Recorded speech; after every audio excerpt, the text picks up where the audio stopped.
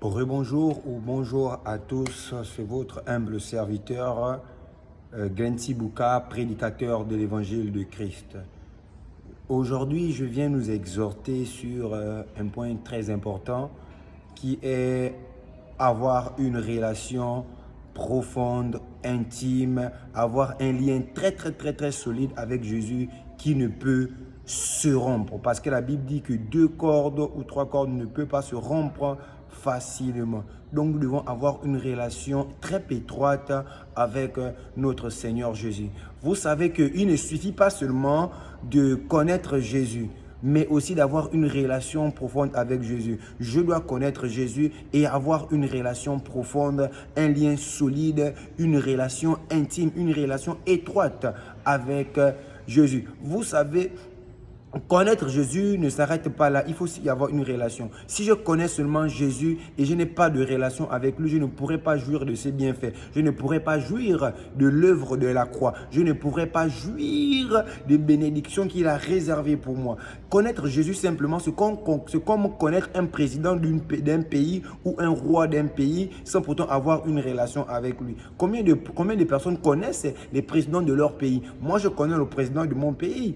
C'est son excellence Oligui Nguema. Mais est-ce que j'ai une relation étroite ou bien une relation, on appelle ça comment? Une relation solide avec lui? Non. Donc je ne peux pas jouir de choses. Combien de personnes connaissent les présidents et qui n'ont pas une relation avec lui et souffrent? Moi, je connais Oligui, mais je ne jouis pas de ses bienfaits. Je ne jouis pas. Oui, globalement, si je peux dire, je jouis de ses bienfaits à cause de la relation qu'on a. Oui, on a une relation de président et peuple. Lui, il est le président. Moi, je fais partie du peuple gabonais. Donc, c'est comme quelqu'un, si je connais seulement Jésus et je n'ai pas de relation avec lui, je suis le plus malheureux du monde. Je suis misérable. Et vous voyez que toutes les personnes qui connaissent seulement Jésus et n'ont pas une relation profonde, étroite, un lien solide, vraiment intime, ils n'ont pas une relation intime avec lui. Ils sont les personnes mal, ces personnes sont malheureuses. Ces personnes sont minables. Ces personnes ont une vie, on appelle ça comment, exécrable, ont une vie désagréable, sont constamment à la quête de quelque chose. Mais celui qui connaît Jésus et qui a une relation avec lui, vraiment est le plus heureux du monde, est le plus, on appelle ça comment, est le plus heureux du monde. Pourquoi? Parce qu'il jouit du sacrifice de la croix, il jouit de l'œuvre de la croix, il jouit des bénédictions, il jouit de ce que Jésus-Christ a fait pour lui. Vous voyez que je peux connaître, avant d'abord d'avoir une relation avec une femme ou un homme, je dois connaître d'abord cet homme.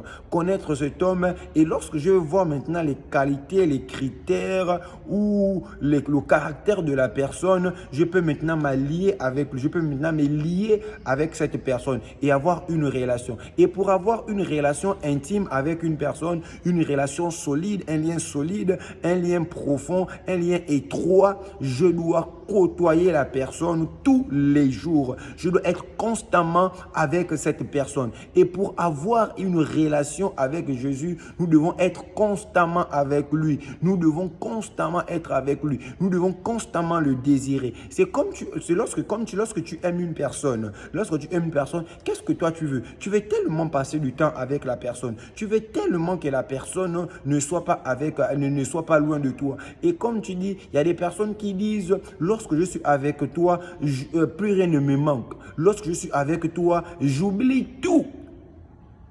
J'oublie tout. Et lorsque tu es avec Jésus, tu oublies tes fardeaux, tu oublies tes problèmes, tu oublies vraiment l'oppression, tu oublies la dépression, tu oublies tout ce qui peut te maltraiter, tu oublies tout ce qui peut te distraire parce que tu es avec Jésus. Eh bien, je nous invite à dépendre de Jésus. Que Jésus soit notre drogue, que Jésus soit notre drogue, que nous devons dépendre automatiquement de Jésus.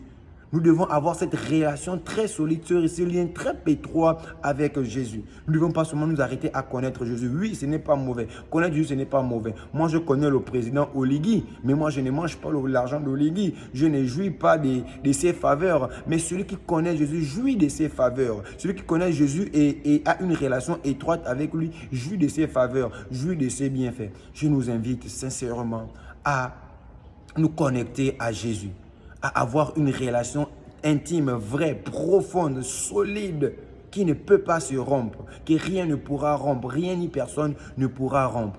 Comme une personne a dit aussi, lorsque nous sommes ensemble, je veux que le temps s'arrête. Lorsque nous sommes ensemble, je ne sais plus quelle heure il est. Voilà pourquoi lorsque tu aimes vraiment une personne et pour aimer une personne d'abord, plutôt pour avoir une relation intime, profonde, sérieuse, vraie, étroite avec une personne, je dois aimer cette personne de manière conditionnelle. Et je dois connaître, la première étape, connaître Jésus. Ne pas m'arrêter à connaître seulement Jésus. La deuxième étape, chercher à passer du temps avec lui, chercher à le connaître, chercher à connaître ses qualités, chercher à connaître ce qu'il veut, ce qu'il n'aime pas.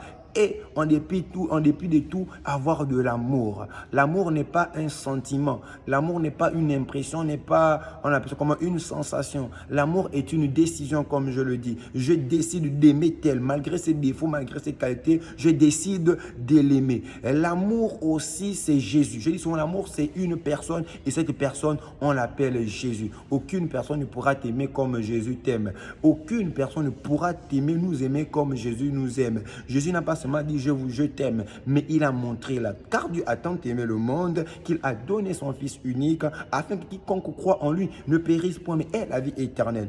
Dieu par son amour, il nous aime, il ne veut pas qu'on puisse périr. Lorsqu'on parle de périr, c'est être loin de lui. Mais voilà pourquoi il a donné sa vie, son Fils unique par preuve d'amour pour nous. Lorsqu'une personne qui t'aime, tu dis je t'aime et ne pose pas des actions, c'est à vérifier. Son amour est à vérifier. Mais lorsqu'une personne te dit je t'aime et il pose des actions, Dieu ne nous a pas seulement dit je t'aime, mais il a posé des actions en donnant son Fils pour ne pas que nous ayons à la perdition, que nous soyons perdus loin de lui, que nous soyons loin de lui. Jésus-Christ a donné son Fils pour nous rapprocher de lui, Et je nous exhorte ce matin, bien-aimé, bien à l'heure à laquelle tu vas regarder cette vidéo, à connaître Jésus, à chercher à connaître qui est Jésus. Et quand tu auras connu qui est Jésus, cherche à tisser un lien. Tisse une relation, aie une relation profonde, aie une relation intime, aie une relation étroite avec lui. Et par-dessus tout, aime-le. Aime-le de manière inconditionnelle,